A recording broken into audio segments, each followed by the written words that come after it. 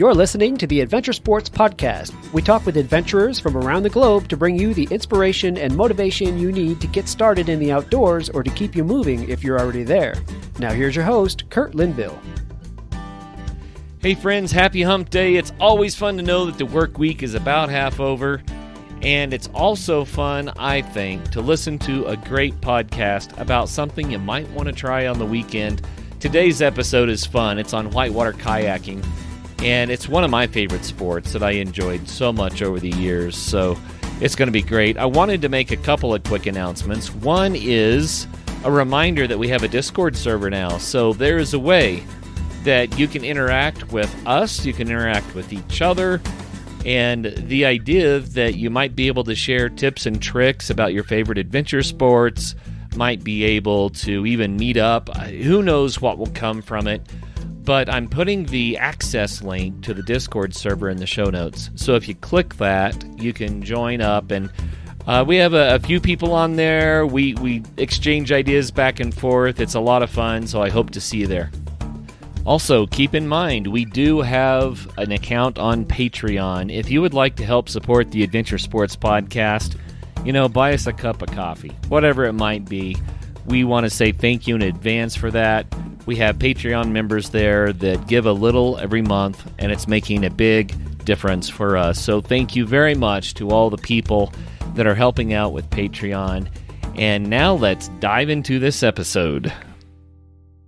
Hi friends, I'm glad that you joined us today because this episode is going to be, I'm just guessing in advance, is going to be one of my favorites because it is on whitewater kayaking, which is something that I did many years ago, a sport that I love. I think it's fantastic, and we have the man here to talk to us about it. Brad Burden was a high school teacher. He taught health and basketball, but he was also really, really into kayaking, but he took a hiatus from it and for like 20 years, and then has recently gone back into the sport again, and so it's going to be a very unique perspective. Brad, welcome to the program. Hey, Kurt, thanks for having me. I love this show, and it's an honor to be a guest on this show. I've been listening to it for so long. So thanks again for having me. Well, we haven't talked whitewater kayaking in a while. Okay. I can't remember the last episode on kayaking, so we are overdue. So thank you for joining us. Let's start with where you're coming from. Yeah, so I got into the sport via my father through the 90s, and then started working at the Nantahala Outdoor Center, which is, for people who don't know, it's one of the kind of epicenters for rafting, kayak instruction, and it really attracts a lot of people to that want to be in whitewater to that area because you can kayak year round, and you're surrounded by great athletes in all kinds of different disciplines of the sport. And I kind of just really took off from there and was able to become pretty proficient pretty quickly, and then started teaching kayaking, started doing adventure travel, led trips in Mexico, Panama, Chile, Argentina, and then started competing and traveling as a sponsored athlete through the early 2000s. But I grew up in Indiana, so I grew up playing basketball, and I always had this itch to be a high school teacher and basketball coach. And literally one day in 2005, I got an opportunity to start helping at a local high school in North Carolina. And they were in need of coaches in a lot of different sports. I ended up coaching there, and I kind of just took all that energy and motivation that I had with trying to become the best kayaker that I could possibly be. And I just cold turkey quit kayaking and put all that energy into basketball. And I've pursued that for the last 23 years. So there's a couple years there where I was still kayaking a little bit. But then I was like, if I'm gonna do the basketball thing, I got to quit kayaking completely. Wow! But now the river has just been really calling me back, and 20 years later, I'm ready to get back on the water and reconnect with the sport. There's wisdom in that. Some of us want to do everything, and when we try to do everything, we end up not doing anything very well. Sometimes, I mean, there are some amazing people out there who do a lot of things really well, but I think learning to manage our time and being able to concentrate and focus. I mean, I'm sure, I can already tell by your enthusiasm, you're the coach that everybody loved, and you put your heart and soul into it. Am I right? Well, that second part is definitely true. When you're coaching basketball, you're never the person that everybody loves. There's only five people on the floor, so inevitably there's definitely some people who are not going to be happy with you. And coaching high school basketball in Indiana is pretty intense, and so it's definitely not a career that you're going to make everyone happy. If you want that, you got to go sell ice cream. That's a right way to say it. Well, and I shouldn't get into teaching too much. I used to be a teacher as well, Brad. A lot of teachers try to sell ice cream all the time. I'm not sure they're getting there that way. I don't think so. No, you just try to do the right thing at all times to do the next best action. And sometimes some of those players are still 20 years later they're the kids who invite you to their wedding and you text Oh on their yeah. birthdays or they call you for letters of recommendation. And then there's others who you're probably not their favorite, but as long as you're trying to do what's best at the time, then I think you could sleep well at night. Well, we could do a whole show just on that, but that's not why we're here. Sure, yeah, that's not what we're here to Um, talk about. but that's super cool. It tells us a lot about who you are, I think. So you already mentioned that you really got into whitewater kayaking. We're talking about in the early 2000s, right? Yeah, late '90s, early 2000s. Yeah. And then you took this break. We need to know both sides of this time sandwich. Why don't we start with the before the break Okay. and just dive in a little bit? You already mentioned you started doing adventure travel, kayaking in different places. What about the Gauley River? That one is. I'm completely ignorant. I'm assuming that one's in the U.S. Yeah. So the Golly's in West Virginia. Okay, That is one of the most special places on earth for kayakers. It's a dam release river, and it's one of the most popular rivers for rafters and things. But it's one of the probably one of the hardest commercially raft rivers in the United States. It's class 4 or 5, but it only runs in the month of September. For a lot of pro kayakers at the time, there's a campground at the put in. It's actually now closed for camping, but it used to be just a campground right at the put in, and pro kayakers would kind of take a pilgrimage there every September and just live at the put in and kayak the river every day during the month of September. And for me, doing adventure travel outside of the U.S., that usually happened in the fall and winter. So golly season, as they call it, that month of September always had a little an air about it because I knew as soon as golly season was over, I was going to be hopping on a plane to go to Central and South America. But yeah, nice, spent several years just living right there at that Golly put in. very cool. You know, it sounds like Yosemite for climbers, except we're talking about kayakers. Yeah, yeah, very very much so. I mean, it's and then they have a huge festival. American Whitewater puts on the festival, and it's their largest one of their largest money makers of the year is this big festival that they have in mid September there, and it brings people from all over the world to come and go down the river and then have a little fun in the evening afterwards. I'm also catching the element of the community in this, and that's a big deal, right? Whatever your adventure sport is, the community that develops around it is something special. What was that like? Yeah, 1,000%. The Whitewater community is really unique, and being this is my first season, kind of reconnecting with that community in the sport, I was blown away because I just kind of I started back again in early July, and I kind of done some local rivers in North Carolina, Tennessee, that I was very familiar with, and ran into some folks who were very welcoming. But then I went back to Golly Fest and ran into a lot of the still people who are still involved at the professional level in the sport, and for them to, like, number one, just even remember me 20 years ago, but then second, be Wow. like, oh my gosh, this is so great, we're so glad to have you back. Just welcoming Dagger Kayaks was one of my sponsors back then, and they were welcoming with open arms and invited me to be back as one of their ambassadors. So it just really shows not just it's all about people, but even the companies that are, I mean, they're driven by people, wanting to reconnect with folks who have been out of the sport. It was just really humbling, and I loved it. It was great. Well, that's fantastic. So you said here it was the day after 9/11 that you had an experience on the Gauley River. Wow. You know, a lot of our listeners now, matter of fact, it's considered the division point between generations is whether or Yeah, not you can remember 9/11.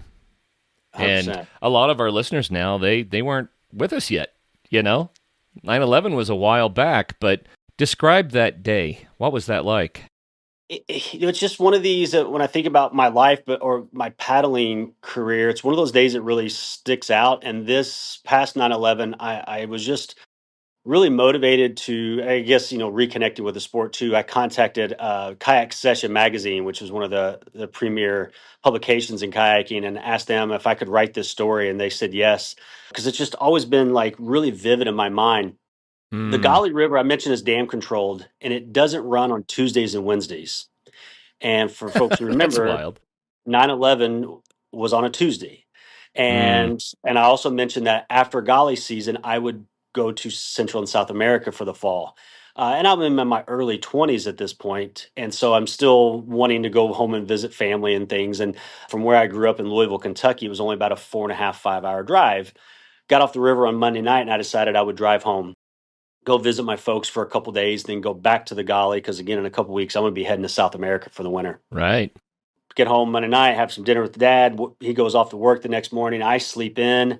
My grandpa calls me and tells me to turn on the TV, and Oh, shared the same experience that so many Americans and people across the world did, just watching the terror unfold on the television. And of course, spent the whole day doing that, the whole day Wednesday doing that. And then, this is kind of at the infancy of the internet and email. I mean, we certainly have it, but this is definitely before social media. But right. people are starting to find out that the lake, Summersville Lake, that the Golly draws from, is pretty high, and they're going to go ahead and release. But all these dams across the southeast, these whitewater rivers like the Nantahala and the Coe, they all shut their dams off, and everybody closed to commercial whitewater traffic. But as the whitewater community started hearing about, hey, the Golly's still going to be running because the lake is so high, they have to release, but there's going to be no rafters on the water. We all just went back to the river. Everybody just flocked back to the put in. And that campsite that I described, it was just full of professional kayakers, video boaters, and raft guides from the Golly who weren't going to be working for the foreseeable future because commercial traffic had been shut down. They all came. And then to add this other really unique international element, there was a slalom World Cup competition being held on the Ocoee River in Tennessee. Well, the Ocoee River shut down, their dams turned off. All these slalom kayakers from all over the world hear that the Golly River is running, so they all get in their cars and their RVs and their buses, and they all drive to West Virginia. So we wake up on the morning of that Thursday after, and the parking lot is full of professional freestyle kayakers, whitewater raft guides, and slalom kayakers from all over the world. And we all Wow. just put on the river, and what we call Blue Angel. Just you just storm down the river. You're not worried about really, we knew everybody on there, their skill level was really high, and we just bombed down the river in this kind of act of global solidarity that was just so special and so unique and very healing and cathartic after witnessing so much terror for the last 3 days. Mm, so much there. When people go through really, really disturbing, might be a word for it, disturbing times, difficult, challenging times, then they often lean into their friendships, they lean into their family. Hmm. But what's so cool about your story is that everyone convened on this one location, almost happenstance, but they Yeah. all convened on this one location, and it's like a culture came together, and you knew each other. It was like, okay, we're friends, we've all just been put through this horrible thing, but the river still flows. Right. And I want to be clear, like, we witnessing it on TV is not the same as being a first responder or, God Absolutely. forbid, Yeah. being in the towers or, or having a loved one there. I mean, so, but we all shared this sense of fear and horror and just unknowing of what was going to happen. I mean, I was one of the first. I was on one of the first planes to leave the U.S. after, like, air travel was allowed again, and then going back into the air and having this sense of security and things that didn't exist pre 9/11 was really Right. unique as well. But yeah, the community and the river just convening back in nature and being at a place where you're not going to be watching TV. And again, this was before, kind of smartphones, but just being away from the terror and the fear and back in this a place that all just, it seemed right, was what we were all searching for in that moment. I guess I want to just shine a light on that a little bit because there are a lot of people going through a lot of challenging things. And in my life, I leaned into adventure. to blow off steam, to recharge my batteries, and to find a healthy place in difficult times. It really works, doesn't it, Brad? It does. There's just something about it, for some people, and I'm also a person of faith, for some people that's, reconnecting with their church community. And I certainly think that there's power in that if that's what people are drawn to. But there's just something about nature and adventure, like you said. I mean, you can go out into a cornfield in Kansas, and I've lived sitting here in Indiana, and we have some forest. But there's something about wild nature, whether it's mountains or rivers, that add another element to it, that or oceans, that really make you connect and feel a sense of oneness with the universe, but also realize that you are so minuscule, and that your life has meaning, but also that you're just this speck as well, kind of both sides of those coins. I think extreme wild nature makes you feel that those two sides. Well, the creator's canvas, that's the way I think of it. 1,000%. I'm in the painting. Yeah. And I connect with that. And that's just super meaningful. So then, when they opened up air traffic again. Yeah. And people that don't know what happened, maybe we should do a quick bullet point review, but pretty much every vulnerable location in the United States was shut down. Air traffic was shut down. The skies were empty, which was kind of shocking. It was hard to get used to because, you don't think much about it, but there are contrails up there. You look up, you hear a plane flying, a plane flying over, and all of a sudden it was just silent. And this lasted for quite a while. And, one of the places that I used to kayak was the Blue River below Green Mountain Reservoir, and the put in there meant you had to be right by the dam. Well, They closed all of that. You couldn't get right by any dam during that time. Yeah, they were worried that they were going to be targets. Yeah, they're going to be targets. And I mean, you take out a dam, then you're taking out cities downstream. Right. It's crazy. So, I mean, all of this time, and no one really knew what was coming next. We didn't know if it was a one-off or if this was just the beginning, right? Right. Yeah. It's such an uncertain, troubling time. For those of you who weren't there to experience it, it was something else. Something else. You then headed south for your work in, where were you in South America this time?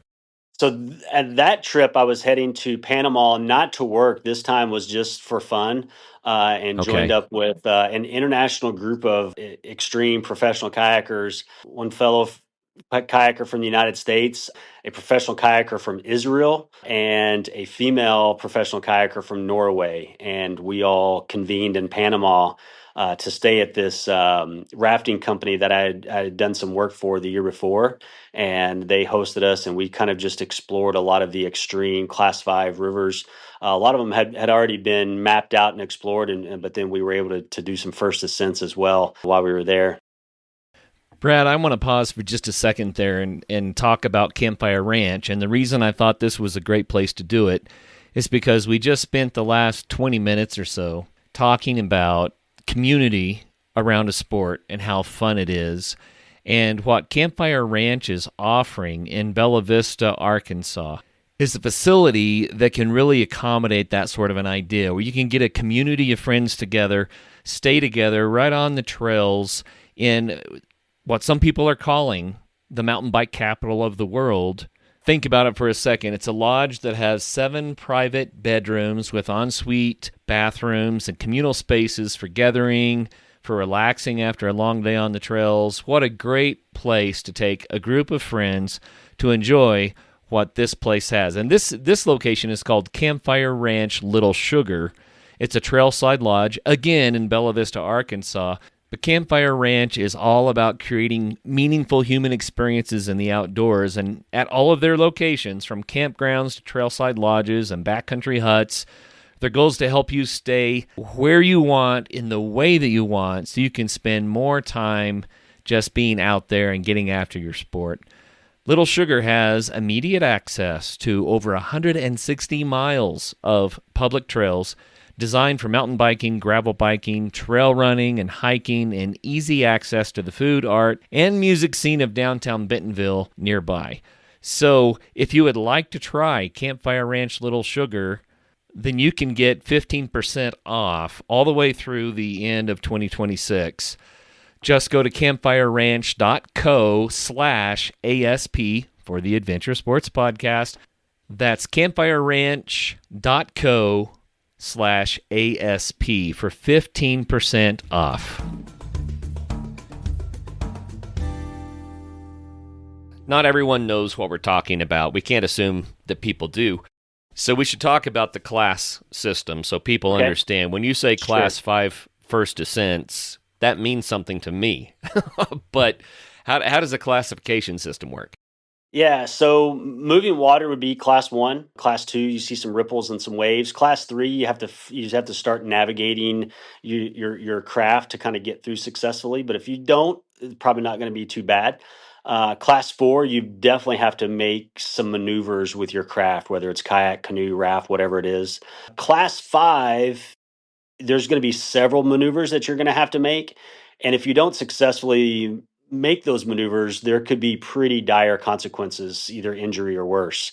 And then one of the jokes in Whitewater is, you Class 6 is unrunnable because if you can run it, it's Class 5. But with it, probably Class 5 is the classification that has the greatest disparity of what people consider Class 5. Because for some people, Class 3 may be Class 5.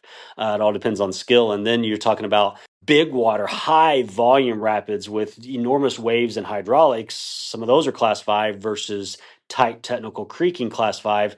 Really takes a totally different skill set and could have totally different consequences. Where in a creek you can get pinned, or suffer head injuries from hitting rocks. Where in high volume Class 5, you could flush drown if you come out of your kayak, and just because the volume can overwhelm you, even though you're wearing a PFD. When you're talking about Class 5, you're talking about the upper reaches of what people can do in a kayak. There are a lot of terms there. You mentioned hydraulic. Explain hydraulics. Yeah, so rapids in a river, if people have seen them or been on them, they're formed by water going over a rock, and then that elevation that it takes then crashes back down to the riverbed, and that forms a wave traditionally. But if the angle of it is such that it hits the water and then that wave comes up, instead of traveling continuously downstream, it folds back on top of itself. And another colloquial term for a hydraulic as a hole. So it'll actually just form a hole. The water will fold back on top of itself, and that motion of the water crashing and then folding back on top of itself can hold people or boats in a retentive manner. And sometimes those are really fun places for people to go in kayaks. If anybody has ever seen freestyle kayaking, and I competed for several years in that, we go into waves or hydraulics because you want to be in a retentive feature that's going to keep you in one place so you can do tricks and maneuvers. But then sometimes they can be really bad places to be. And then if you think about if anybody's ever seen a low head dam, those are perfect hydraulics because of the angles of them being 90-degree angle pour overs. That water folds back on top of itself and has no exit points on either shoulder of the hydraulic. So that's why low head dams are so very dangerous and are known as drowning machines, because they're not natural features that have exit points for people. Yeah, we also used to call them keepers. Yeah, that's another. Yeah, exactly. It's like you can't get out of this one, not easily. So public service announcement, if you're caught in a hydraulic like this, it's like water's going uphill on both sides and it's trying to push you down from both sides. So it's really, really difficult. You can't really boat or swim out of a keeper very well. How do you get out? Yeah, so most of the time in natural features, there's going to be shoulders, but not always. So the shoulders being the edges of the hydraulic, and that's where we call it green water, and the green water is the water that's flowing downstream. So if you can get to the edge and catch enough green water to get downstream, that's one way. Sometimes that's not a possibility, and so there has to be some water going downstream from the keeper, or there would be no water downstream, right? So Right. the other way is there is water that's going downstream, but it's usually on the surface of the riverbed. So the other option is to get recirculated back to the water that's coming over the rock feature and let that push you really deep and catch the green water on the bottom of the riverbed and hope that that pushes you downstream to clear the hydraulic. So that's the other method there. But regardless if another public service announcement for people swimming in whitewater, the big thing you want to never do is try to stand up in moving water. That's like the big no-no. So you either swim on your back with your toes pointed downstream where you can see your toes, or in an aggressive posture like on your belly swimming, like you would be in a pool, trying to expedite your self-rescue. Yeah, it's nuts. If you are out of your boat and you're in one of these hydraulics, if it's a keeper, it's kind of counterintuitive to think down is out. I've got to go where I'm trying not to go, Yes. right? But it works. You just swim down, the current kicks you out, and then you're able to recover as a general rule. But that's also one of the distinctions about the different classes of water. In Class 3, you can generally just swim out of stuff. Class 4, you might need a little help sometimes. Class 5, self-rescue is going to be extremely difficult. Yes. And so when you see people running Class 5, often there's someone on a rock perched over the water with a throw rope. They're there to help anyone who gets in trouble. And you need a spotter like that. I mean, it's kind of crazy, but man, water's no joke. It's no joke. It's the most powerful force in nature. Water always wins. I mean, just look at your basement. Every basement is going to flood at some point because water will always win. You may have a new basement. That just means it's not going to get water in it yet. But yeah, water always wins. I don't care what the force of nature is. Water is the most powerful. I've had a lot of people here in Colorado compare kayaking to skiing, to downhill skiing. Yes. Because when you're on a river that has lots of features, your boat is skipping over the top. You're actually kind of sliding on the water. You're not always going with the flow. You're actually going faster than the flow.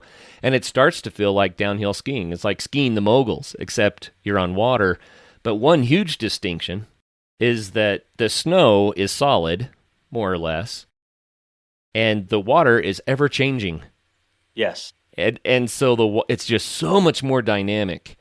You see a feature on a river, and if I were skiing, I would know exactly what to expect. But when you get to that feature, I've been spun around, turned upside down, worked so many different ways, just I didn't expect. And a lot of that comes with experience, Brad, that I never got enough of.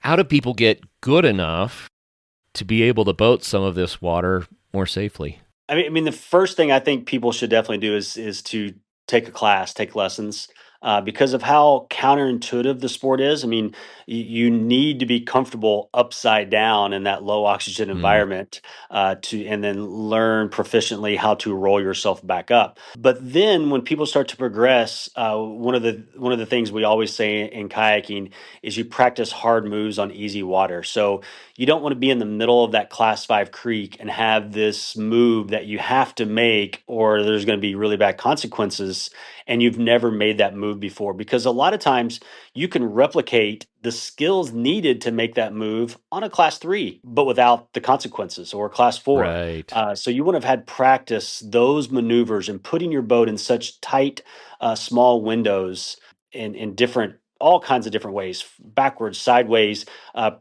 I think play boating is one of the best ways. If they're in Colorado, you think of run like the Shoshone, Class 2, 3, go out there in a play boat and stern squirt and try to eddy line cartwheel and surf waves. And inevitably, you're going to flip in those things and you're going to be in moving water. And that's going to make you roll in combat situations where I think a lot of people have the mindset of like, I just got to get down this river and I want to do it without getting my hair wet. And that's usually a pretty good goal if you're running Class 5. But if you're running Class 2, 3, especially with a group of people in a controlled setting, you want to push yourself and get out there and flip as much as possible so that you're comfortable being upside down and rolling and then rescuing if you have to. Man, roll practice is like everything for me, at least at where I was on my skill level. It's like learning how to have a bomb-proof roll that you can do in any current, in any situation. I don't think I ever got there. But, Brad, I have to tell you one thing that was super fun. My buddies and I decided we wanted to kayak every day of the year in Colorado. Not every day, every month. Sorry. Okay. Every month. And that meant some winter boating. So we had to find a river that wasn't frozen. And access was always a problem. And we learned the funnest way to do it was to go up the mountain next to the river and get in the boats up there. And then we would toboggan down and go off some sort of a drop and splash into the water. That was some of the funnest times I've had. I enjoyed that so much. And the water was so cold. So we said, all right, so it's January and you're kayaking. It doesn't count unless you do a roll. That was Okay. that was our rule. We had to get wet. So I don't know. It was a ton of fun. Ton of fun. Yeah, living in the Southeast, like I said, I traveled to Latin America a lot in the wintertime. I had 3 years where I had an endless summer. I didn't feel temperatures below 60 degrees for 3 straight years. But then, like going to college in Western North Carolina, the winters are pretty mild. So we were able to kayak all year long. So actually, one of the Wow. only times I've kayaked in snow was in June in Colorado in Crested Butte on Obi Joyful Creek. We had a There you race go. there and we had like 6 inches of snow, and it was the middle of June. As it does here. I mean that I don't know if you realize, but that's where I live, just down valley from Obi Joyful Creek. That's Okay, super cool. yeah, Obi Joyful, Daisy, that whole area.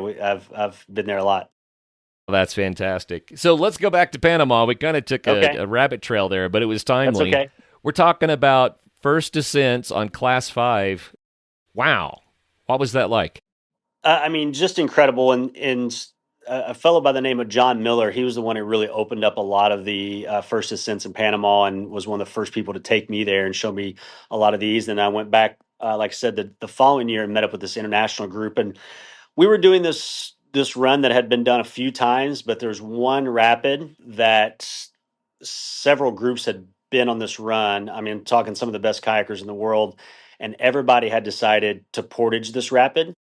And this one day that year we were there and we were looking at it, and me and the kayaker from Norway, we decided it looked pretty good, and we decided to go. And it was a really complex boulder garden lead in with a big drop, like maybe a 10-foot kind of slidey waterfall in the middle that all funneled left to this like 20-foot waterfall. And at the base of this 20-foot waterfall, it funneled into a cave. And because the Oh. lead in funneled left, and that's where you would go off if you went off wrong and you'd go into the cave, you wanted to go off right.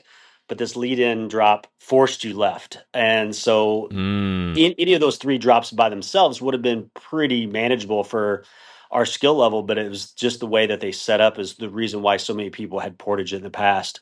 But that paddler and I, we decided to run it.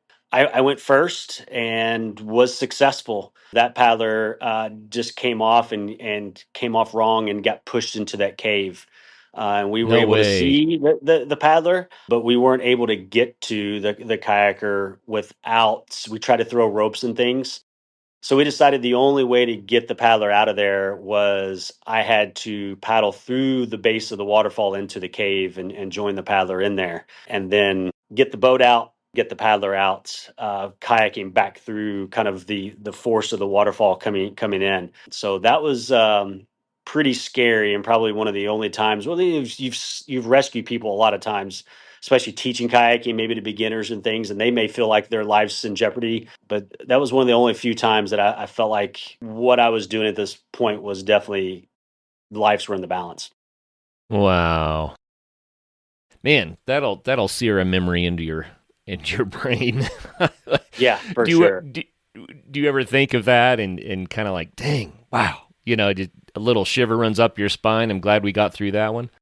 Yeah, I'm glad we got through that one, and it very easily could have been me on the other side. And that paddler is one of the best kayakers in the world, and went on to have an amazing career. And if it would have been the roles reversed and I would have been in there, that kayaker could have very easily gotten me out. It's just the way it happened that day. And certainly, I have been on the receiving end of many rescues, and since I've come back into kayaking, where your skills and your strength is not as strong, I had to be on the receiving end of a rescue this fall on the Golly River. Speaking of, Wow. so you're just fortunate that either you're able to help somebody or that you've got really good, strong friends who are there to help you in case it need be, so that you can stay safe.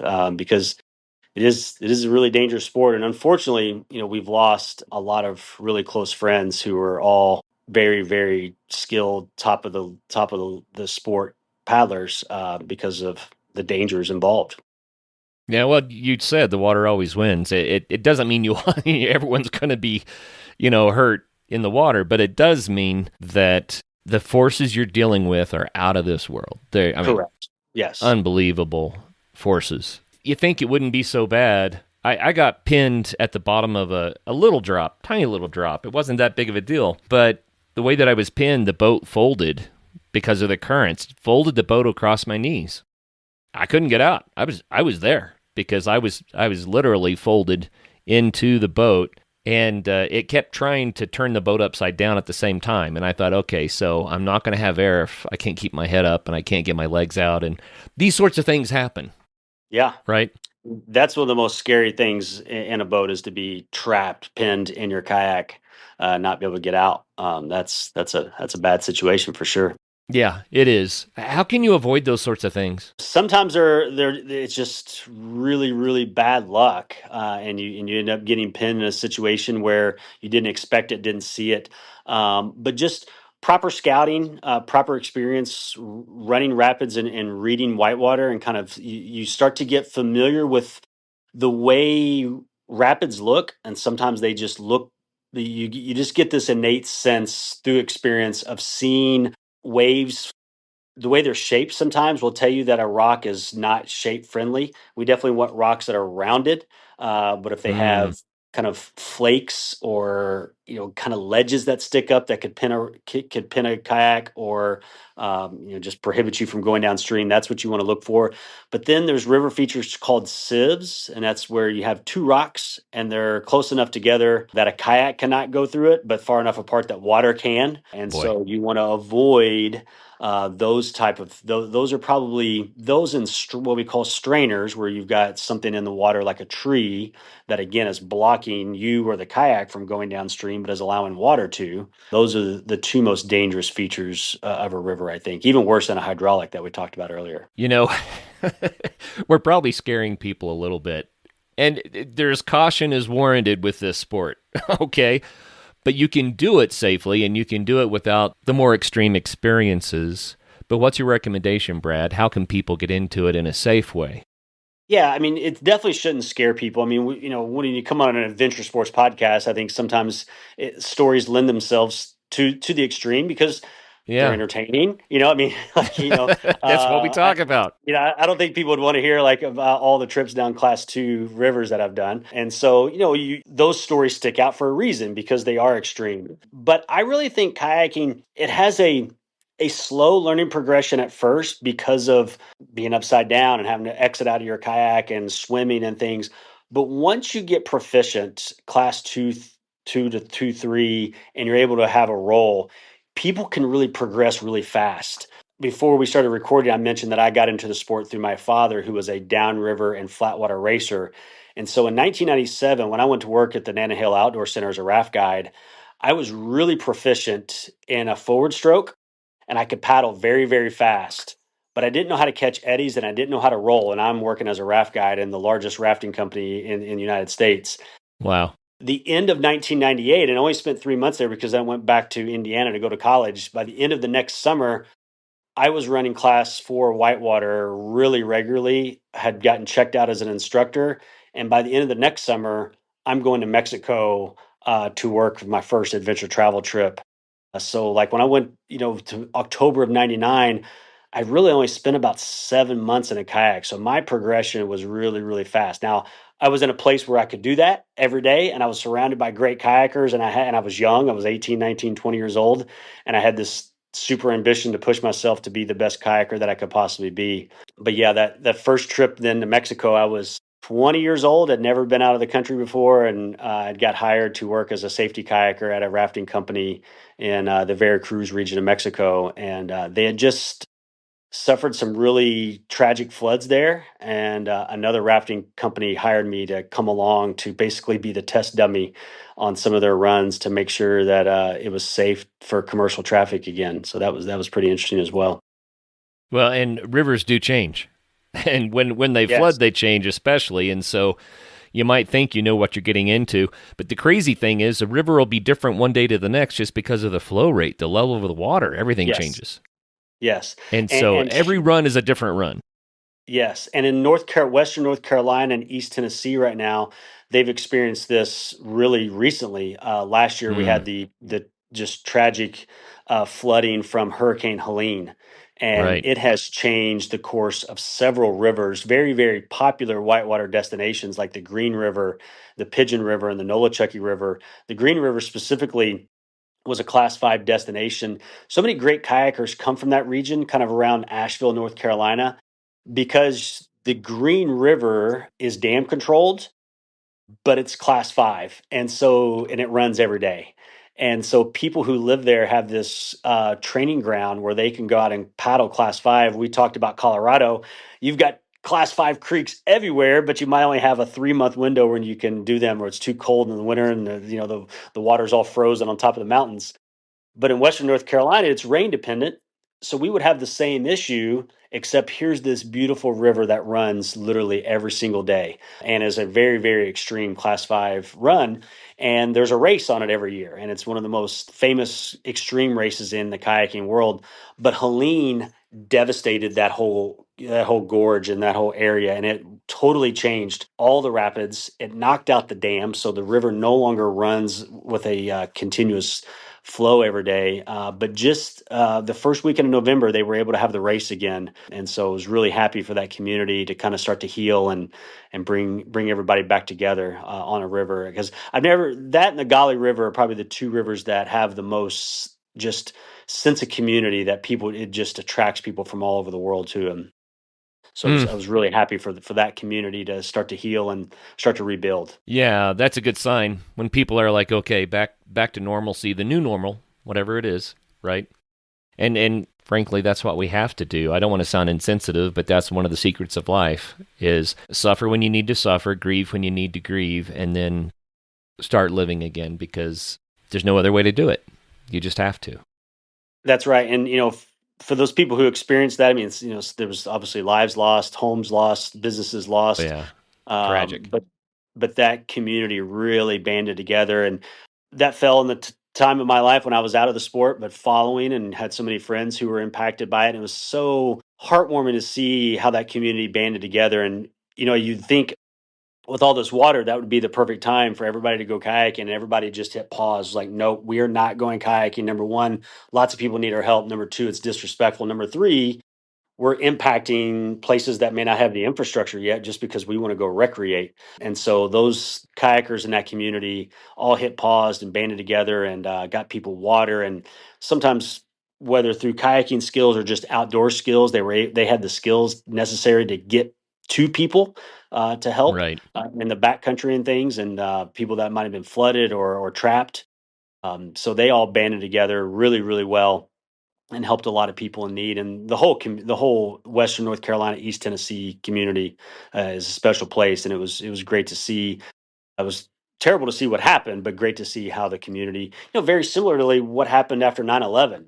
One of the worst things in our country's history, but the way people banded together afterwards was heartwarming. And you saw the same thing in the aftermath of Helene. Yeah, very much so. And I love the way that people come together in times of need. It's, I'm going to say community again. You find out what your community is made of Mhm. when this happens. And there are so many people that are so willing to give so much. It's, I don't know, it redeems my opinion of humanity every time I see it. So, Yeah, absolutely. wow. So you had to remap a river in Mexico. You mentioned this trip, I think, already, but it was Yeah, after a dramatic flood too. So what right. was that Yeah. about? Like I said, I went down there to work as a safety kayaker. One of the other local companies there, one of the bigger companies, reached out to me. They were having one of those multi-discipline races, adventure races, where people have to, they might mountaineer and then they might swim across a river, or they might raft down a river. And they were having one of those there in this area of Mexico. And one leg, these people had to swim across this class 2 rapid to get from one side of the river to the next.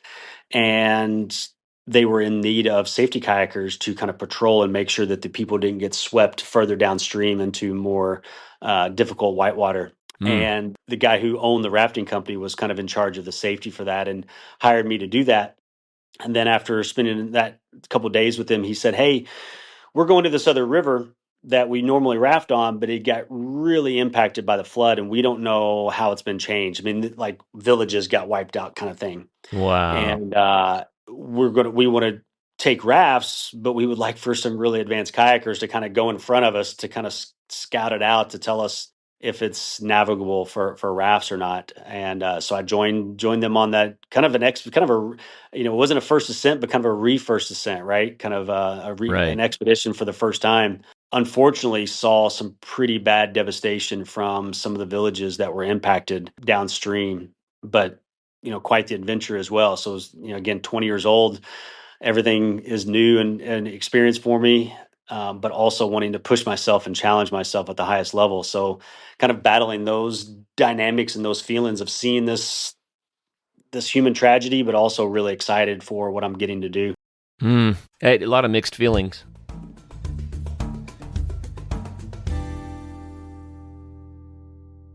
Hey friends, here at the Adventure Sports Podcast, health is really a priority. That's part of the reason why for over 10 years we've been encouraging people to get out there and have some fun, because when we become more active, it makes us healthier. Our focus on health is one of the reasons that I'm excited about today's sponsor, True Diagnostic.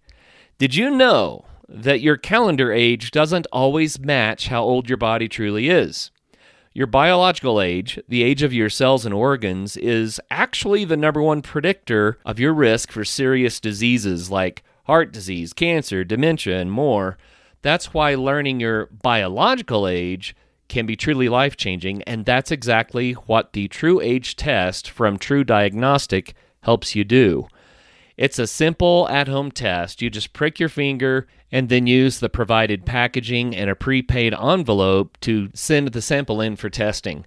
No doctor's visits required, no labs, but you'll get great information that can help you to be healthier and understand how you're doing with your own health habits. Now, I always joke that I'm 23 years old. You've heard me say that forever. Obviously, I'm quite a bit older than that, but I'm curious to find out what my biological age is. It's kind of eye-opening when you learn that your biological age, if it's just 5 years older than your actual age, your risk for major diseases can go up by 30 to 50%. That's kind of a wake-up call. But due to epigenetics, and this is the part that really inspires me, up to 90% of biological aging is driven by lifestyle. That means the way that we eat, move, sleep, manage stress, all these things play massive roles in how fast or slow our bodies age. That aligns with the Adventure Sports Podcast so much. So I'm taking the test. I'm excited to find out the results. And in addition to my biological age, True Diagnostic also provides a personalized report that's full of science-backed steps that we can all take to slow down aging and improve our health over time. If you care about protecting your health and want to find out what your real age is, head over to truediagnostic.com and use my code ASP to get 20% off your entire order or subscription. That's truediagnostic.com.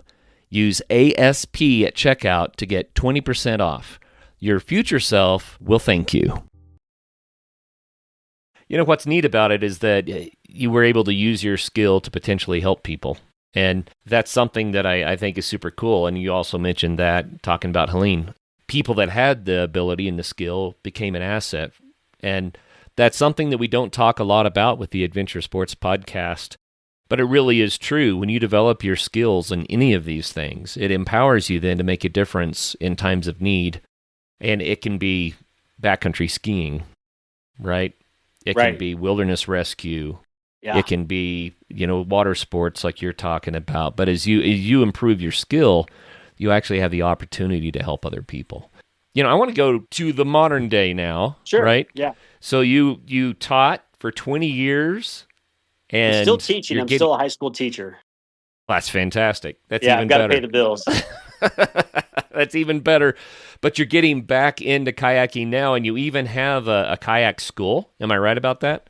Well, I wouldn't call it a school, but I'm starting to do some of my own instruction again. I was a kayak instructor for many years at the Nantahala Outdoor Center. So now kind of launching a program to help kayakers here in the Louisville, Kentucky area. There's a really strong growing club here, and kind of reaching out to them and finding out ways that I can help kayakers either get into the sport or advance their skill level so that we can continue to grow this community. And urban whitewater parks have become a great asset to the sport, and I think are going to be one of the things that really help the sport grow. There's a great whitewater park in Charlotte, North Carolina. There's one in Birmingham, Alabama. There's one in Oklahoma City, Oklahoma, that's going to host the Olympics in 2028. So the Wow. Olympics are in Los Angeles, but the whitewater is going to be in Oklahoma City. So It's not where I would think of Whitewater. no, not at all. These urban whitewater parks are kind of bringing whitewater to the masses because, unlike skiing, where families can go on vacation to Vail or Aspen or Steamboat, and there's restaurants Right. and there's bars, and you can go down the bunny slope, or you can pick your poison right for how extreme you want it to be in. And when you get done, you've got a cozy fire and a restaurant and a steakhouse and things. Yes. With kayaking, now granted, you can certainly go backcountry and not have those things, but for families from Denver or from St. Louis and they want to go out, whatever, they can go find that adventure for a weekend and be in a pretty controlled environment. But with kayaking, even with places like Steamboat or like Durango and where you're from, or where I'm at, like the Nanahail Outdoor Center, they're pretty remote or they're in small towns. But Mm, now bringing urban whitewater centers to these major cities is really going to expand the sport because people can go for a hike along the river. There's pubs and there's activity centers, there's zip lines, there's right. mountain bike trails, and so they're building one right here in my backyard. And so I'm hoping to get to do some activities there with them as well. And so it's going to be right across the river in the southern Indiana area. So we're really excited about that coming to our area. So that was another kind of motivation for me to want to get back into the sport. Is I'm now going to have whitewater in my backyard in this urban whitewater park. Well, that's very cool. What's the name of this park again? So the park, the greater park, is called Origin Park, and then the Okay. Whitewater Center is going to be Wild Water at Origin Park. They've already announced it. I'm not breaking anything that I shouldn't. They've already announced it and everything. They just got to finalize the funding, but they're hoping to open in summer of 29. One thing that I love about these is that they can craft the rapid so Yes. that it's challenging, it's playful, it's fun, and you don't have the extreme keepers or strainers or that sort of thing. They can put them together in a way that reduces the risk as you're learning. Yeah. For most of kayaking, there was this just complete crossover of all the different skill sets. People who did freestyle also did extreme. People who did extreme did freestyle. Slalom kayakers would also do extreme. But if you think about like skiing, you could be a backcountry skier and never get on half pipes, right, or things. Right. And same thing, Yeah. you could go to your lift every day and never be in backcountry.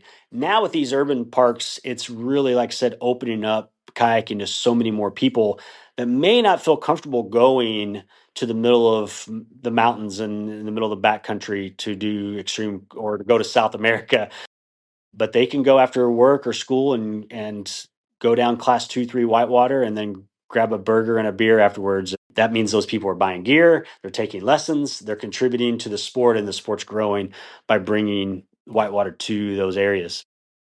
All right, that's super cool. It's kind of like the ski hill idea, Yeah, except you can exactly. put it wherever there's some water. That's super fun.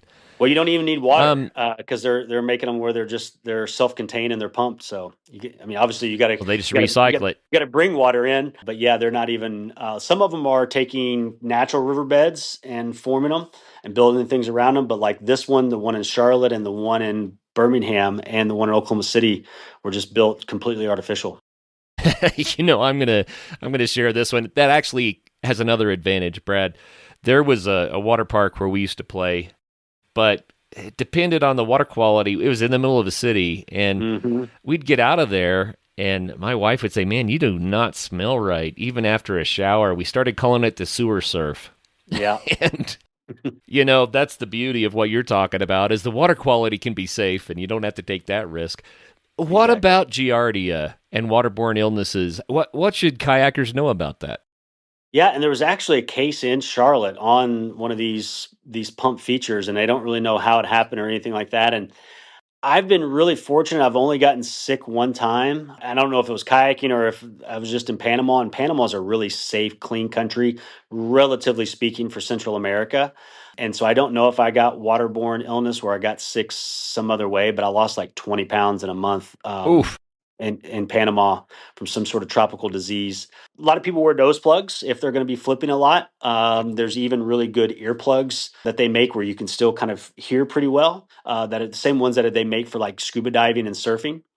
That also help with. There's a really weird disorder called surfer's ear, where you get bone growth on the inside of your inner ear canal from exposure to cold water.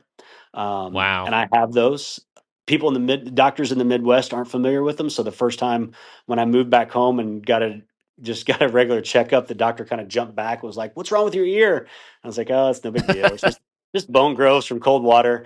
But those earplugs can help with that as well, just not getting that exposure to cold water. So there are things you can do, but for the most part, kind of be smart about where you're kayaking, looking at the water color and clarity. And, the higher up the mountains you go, usually the better off you are. But, I wouldn't want to be downstream of a lot of cattle farms and major cities. When I was in Mexico, the river that we were on was relatively clean for Mexico, but downstream of where we took out, there was another creek that flowed in, and it had these beautiful waterfalls that flew that it cascaded in. And I was like, why don't we go up there and check that out? And we drove up closer, and the locals and the other people would paddle. They're like, that's why. And there's just these huge foam, of like pus, and Boo. just it was like the sewer of one of the towns. And they were like, that's the reason we go upstream of where that comes in. I was like, okay, yeah, we don't want to go there. Oh man.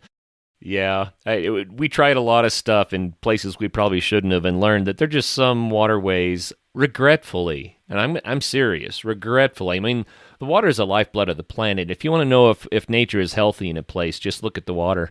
If the water is not healthy, there's a problem. And it's just like if we go to the doctor, they take our blood so that they can figure out what's wrong with us. If you sample the water in these places, you can learn a lot about the environment. Brad, for just a minute, talk about the why. What has kayaking done for you? And why are you getting back into it now? What's the motivation behind this? You sound like my wife.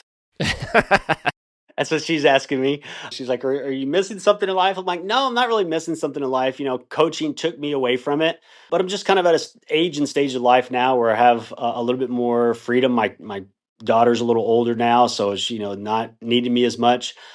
Just really missing it. But, why when I was younger, it was partly ego. I definitely had a desire to be one of the best kayakers in the world, and wanted to pursue that dream. But then it also took me to incredible places to see canyons and jungles and things that you could not Mm, access other than being a proficient kayaker. So I really love the adventure. Also, just right. love water. I've dabbled in sailing. I've surfed kayaks in the ocean. I like to swim. I like to just go to like water parks. Like if we go to amusement park, I want to go to the water park and just ride water slides because to me it, it Yeah. feels just like kayaking. So water's kind of my natural habitat and where I feel the most at peace and at ease. But now that I'm older, the ego's gone, and I just love being on free flowing rivers and going downstream and feeling that boat move with the rapid and being able to plant my blade of my paddle in the water. And then for just a moment, I can not control the water, but I can work with the water to make my boat do these really beautiful things. And then the community, the people involved. But I love kayaking. I love nature. I love mountains, and it brings all those things together. I'm now even at an age where I don't mind going out for a flat water workout or getting into the pool to practice rolling, which I never would have done when I was younger. So, like I said, when I was younger, definitely the extreme, the adventure, chasing the dream of trying to be a sponsored athlete, so that you didn't have to work, you could just kayak. Yeah. Now it's just all about being on the water and feeling that flow of the rapids again. Oh, that's nice. Very, very cool stuff. So, if people want to learn more about kayaking with you, how do they do Okay. that? Yeah. So for right now, I think the best thing to do is to check out my podcast, and that's B Flow Sessions. You can find it at Spotify and Apple and YouTube. But then, people can also reach me at bflowkayaking@gmail.com, and going to be offering kayak lessons starting in 2026, where people can reach out and learn how to kayak and take pool rolling classes. But I'm pretty geographically based. I'm not, and your podcast goes globally. So I advise people to find a local paddling club, find a local kayak school, and go take a pool rolling class. Go reach out to somebody. Just find whoever you can in your area and get involved in the sport, because it's so beautiful. It connects you with nature. It's a great workout. And it's something you can do for a very, very long time. I have mentors of mine who are in their late 70s who are still kayaking class 4 or 5 whitewater. So you can do it for a very, very long time, and it helps you in so many ways, physically and mentally, spiritually, all the above. So definitely want everybody to try to get involved in kayaking if they can. Man, absolutely. And it's fantastic for core strength. That's the You're key. going to have Yeah, you're going to have a strong core if you do this. And I would recommend stay on the class 3 a little bit longer than you want to. 1,000%. Stay on the class 3 a little bit longer than you want to and practice those tricks. Find a place where you can surf a hydraulic safely and learn how to do everything the boat can do. I mean, Yep. Do I easy really believe moves in on that. do hard moves on easy water for sure. Absolutely. That's so cool. Well, Brad, thank you so much for sharing all of this. I'm so jazzed. It makes me want to get back in the boat. And I do still have my old overflow sitting in the yard. And what a boat, back Well, in the on day. my podcast, I bring on the top kayakers in the world, and I ask them, what advice would you give to a young kayaker, someone starting, and what advice would you give to people like you and I who have left the sport and getting back into it? And one of the things all of them say, and people told me this, and I was like, oh yeah, whatever, is throw away your old boat. So your overflow is no good anymore. You got to go get one of these new Yeah. boats. The designs of them, the rocker, the outfitting, they're cheat codes. They make it so easy. So I definitely advise people, go to your local outfitter. The price of a kayak is about $1,600 brand new, which sounds like a lot, but compare that to other outdoor adventure sports. I think it's still one of the cheaper sports to get involved in. And you don't have to pay lift fees and all those things like you do sometimes with skiing. Right. Compare that to a full suspension mountain bike that's $5,000. Kayaking is a relatively cheap entry point. Yeah, definitely. And yes, it's funny because the advice when I was doing this sport, when I got the overflow, was get rid of your old kayak because the overflow is so much better. Yeah. But you're right. It's just an awful lot of boat these days. And I'm sure that the technology has taken us to amazing places. Yeah, absolutely. I've been blown away by these new boats. It's been a lot of fun.